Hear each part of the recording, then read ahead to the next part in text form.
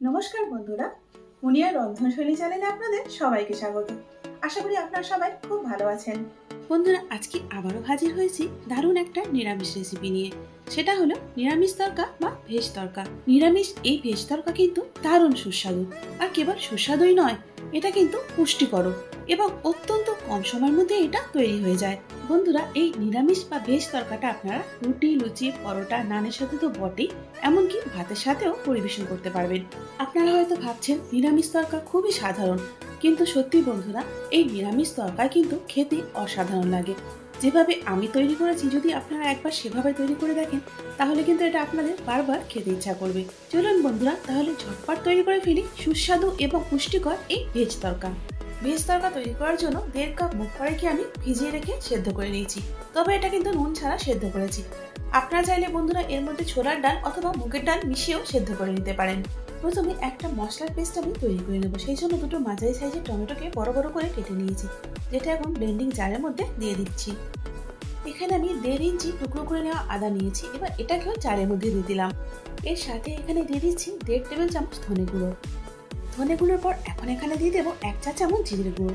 মশলাগুলোকে ভালো করে পেস্ট করার জন্য এখানে আমি দিয়ে দিলাম 1.5 টেবিল চামচের মতো জল। দেখুন বন্ধুরা, এখানে মশলার পেস্টটা তৈরি হয়ে গেছে। এখানে আমি 1/2 কাপ দই নিয়েছি, এখন এর মধ্যে দিয়ে দিচ্ছি 1 চা চামচ লঙ্কা গুঁড়ো। লঙ্কা গুঁড়োর পর এখন এখানে দিয়ে দিচ্ছি 1 চা চামচ হলুদ গুঁড়ো। এবার এখানে দিয়ে দিচ্ছি স্পেশাল হোমমেড গরম মশলা 1 চা চামচ। এখন এখানে বিট নুন দিয়ে দিচ্ছি 1/4 চা চামচ। এটা কিন্তু আপনারা অবশ্যই দেবেন। Now time to mix mix mix. দেখুন বন্ধুরা, এখানে আমাদের দইয়ের সাথে মশলার মিক্সচারটাও তৈরি হয়ে গেছে। বন্ধুরা, আজকে রান্নাটা আমি ভেজিটেবল অয়েলে করব, সেই জন্য কড়ার মধ্যে দিয়ে দিচ্ছি 3 টেবিল চামচ ভেজিটেবল অয়েল। আপনারা চাইলে এটা সর্ষের তেলেও করতে পারেন। তেলে দিয়ে ফোড়ন দেওয়ার জন্য এখানে আমি নিয়েছি একটা তেজপাতা, 1 টুকরো দারচিনি, 2টো ছোট এলাচ আর 1 চা চামচ জিরে। এর সাথে এখানে দিয়ে দেবো কিছুটা হিং। এখন যতক্ষণ না মশলাগুলো সুগন্ধ বেরোচ্ছে, ততক্ষণ মশলাগুলোকে তেলেতে ভেজে নেব। মশলাগুলো ভেজে নেওয়ার পর এখন কড়ার মধ্যে আমি দিয়ে দিচ্ছি খুব সামান্য পরিমাণে হলুদ, এবং হলুদটাকে একটুখানি তেলের মধ্যে নেড়ে নিচ্ছি।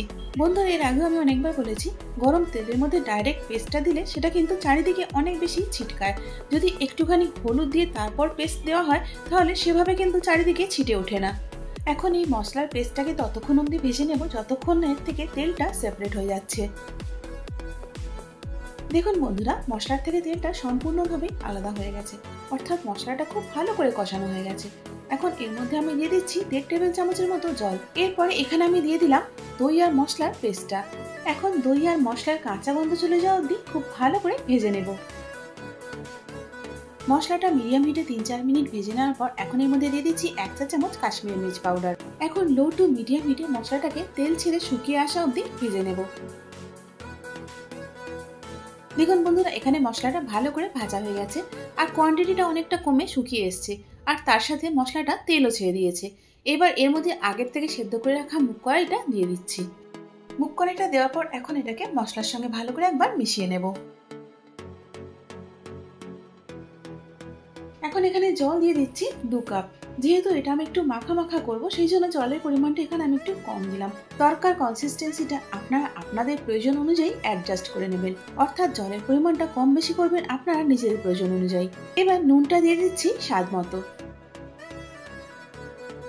নুনটা দেওয়ার পর সমস্ত কিছু খুব ভালো করে একবার মিশিয়ে দিচ্ছি। এখন মিডিয়াম হিটে তরকাটাকে 5 থেকে 6 মিনিটের জন্য ফুটিয়ে নেব।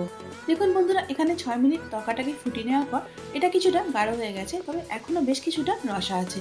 সেই জন্য এখন এর মধ্যে আমি দিয়ে দিচ্ছি 1/2 কাপ স্ম্যাশ করে নেওয়া মুগ কড়াই। যেহেতু এখানে আলু বা অন্য কিছু নেই গাঢ় করার জন্য, সেই জন্য মুগ কড়াইটা আমি এখানে দিয়ে দিলাম। আর দেখুন, দেওয়া মাত্রই তরকাটা কতটা গাঢ় হয়ে গেল। বন্ধুরা, এই নিরামিষ বা ভেজ তরকাটা প্রায় শেষের দিকে। এবার এর মধ্যে আমি দিয়ে দিচ্ছি বেশ কিছুটা ধনেপাতা কুচি। এখন এই ধনেপাতা কুচিটা তরকার সঙ্গে মিশিয়ে দিচ্ছি। বন্ধুরা, এভাবে একবার করে দেখবেন, খেতে কিন্তু সত্যি খুব ভালো লাগে। যেটা ছাড়া তরকাটা একদম অসম্পূর্ণ, সেটা হলো কাসুরি মেথি। এখানে আমি 1 টেবিল চামচ কাসুরি মেথি নিয়েছি, যেটাকে ড্রাই রোস্ট করে পাউডার করে নিয়েছি। এখন সেটাই দিয়ে দিলাম। এবারে একেবারে শেষে এর মধ্যে দিয়ে দিচ্ছি 1 টেবিল চামচ বাটার। বন্ধুরা, এটা কিন্তু ফাইনাল মিক্স। কাসুরি মেথি এবং বাটারটা তরকার সাথে মিক্স করে নিলে একেবারে তৈরি হয়ে যাবে আমাদের নিরামিষ ভেজ তরকা। চলুন বন্ধুরা এখন দারুণ উপাদেয় এবং গরম গরম এই ভেজ তরকাটা পরিবেশন করি। যে কোনো নিরামিষ দিনের জন্য এই ভেজ তরকা বা নিরামিষ তরকাটা দারুণ উপাদেয় এবং আদর্শ একটা খাবার। বন্ধুরা আপনারা নিরামিষ দিনে এই তরকাটা তৈরি করে দেখবেন, সত্যি খেতে খুবই সুস্বাদু লাগে। বন্ধুরা আজকে আমি যেভাবে তৈরি করে দেখালাম, যদি আপনারা এভাবে তৈরি করেন আশা করি নিরাশ হবেন না। আর তৈরি করার পর আমাকে কমেন্টস করে জানাবেন আপনাদের কেমন লাগলো। আশা করি আজকের ভিডিওটা আপনাদের ভালো লেগেছে। যদি ভালো লেগে থাকে তাহলে একটা লাইক করে দিন, আর তারই সাথে বন্ধু বান্ধব এবং পরিজনের মধ্যেও শেয়ার করে দিন। আর এরকমই সহজ এবং ঘরোয়া রান্নার রেসিপির জন্য আমার চ্যানেলটাকে সাবস্ক্রাইব করে আমার পাশে থাকুন। তার সাথে বেল আইকনটা প্রেস করে দিন, যাতে করে আমার পরবর্তী ভিডিওর আপডেটটা সবার আগে আপনি পেয়ে যান। এতক্ষণ সঙ্গে থাকার জন্য অনেক ধন্যবাদ।